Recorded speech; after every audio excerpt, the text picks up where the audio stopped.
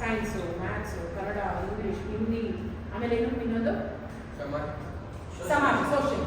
So ಇಷ್ಟು 6 subject ಓದಲೇ ಬೇಕು. ಈ 6 ಸಬ್ಜೆಕ್ಟಲ್ಲಿ ನಿಮ್ಗೆ ಯಾವ ಸಬ್ಜೆಕ್ಟ್ ಇಷ್ಟನಾ?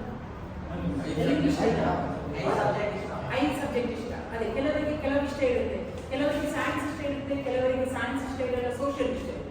ಕೆಲವರಿಗೆ ಲ್ಯಾಂಗ್ವೇಜ್ ಇಲ್ಲ, ಕನ್ನಡ, ಇಂಗ್ಲೀಷ್, ಹಿಂದಿ ಆಗ್ಬೋದಪ್ಪ, ಇದು ಬೇಡ ಅಷ್ಟೇ ಇರುತ್ತೆ. ಸೊ ನಮಗೆ ಬೇರೆ ಬೇರೆ ಇಷ್ಟ ಇಲ್ಲದಿರುವುದು ಅಂತ ಹೇಳಿ ಮನಸ್ಸಲ್ಲಿ ಇರುತ್ತೆ, ಅಥವಾ ಇದು ಇಷ್ಟ ಅದು ಕಷ್ಟ ಅನ್ನೋದು ಇರುತ್ತೆ. ಬಟ್ ನೀವು 1ನೇ ಕ್ಲಾಸಿಂದ 10ನೇ ಕ್ಲಾಸ್ವರೆಗೂ ನಿಮ್ಗೆ ಏನಾದರೂ ಚಾಯ್ಸ್ ಇದೆಯಾ? ಇಷ್ಟ ಇಲ್ಲ ಅಂದ್ರೆ ನಾನು ಅದು ಪೇಪರ್ ಬರೆಯಲ್ಲ ಇದೆಯಾ? ಇಲ್ಲ. ಇವೆಲ್ಲ ಬರೀಬೇಕಿತ್ತು, ಎಲ್ಲ ಕಲ್ತ್ಕೋಬೇಕಿತ್ತು, ಇಷ್ಟ ಇಲ್ಲದಿದ್ರು ಅದನ್ನೇ ಪಾಸ್ ಆಗಲೇಬೇಕಿತ್ತು ಅಲ್ವಾ?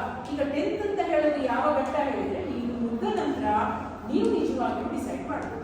ನನಗೆ ಇಷ್ಟು ಇದೆ, ನಾನು ಮುಂದೆ ಯಾವುದು ತಗೋಬೇಕು, ನನಗೇನು ಇಷ್ಟ ಇದೆ, ಅಥವಾ ನನಗೆ ಯಾವುದು ಸುಲಭ, ನನಗೆ ಯಾವುದು ವಿಚಾರದಲ್ಲಿ ಯಾವ ವಿಷಯ ನನಗೆ ಇಂಟ್ರೆಸ್ಟ್, ಅದನ್ನು ನೀವು ನಿಮಗೆ ಕೇಳ್ಕೊಂಡಿದ್ರೆ ನಾವು ಯಾವ ಸೈಡ್ ಹೋಗ್ಬೇಕು ಅಂತ ಈಸಿ ವೇಯಲ್ಲಿ ನಾವು ಅದನ್ನು ಐಡೆಂಟಿಫೈ ಮಾಡ್ತೀವಿ. ಓಕೆ.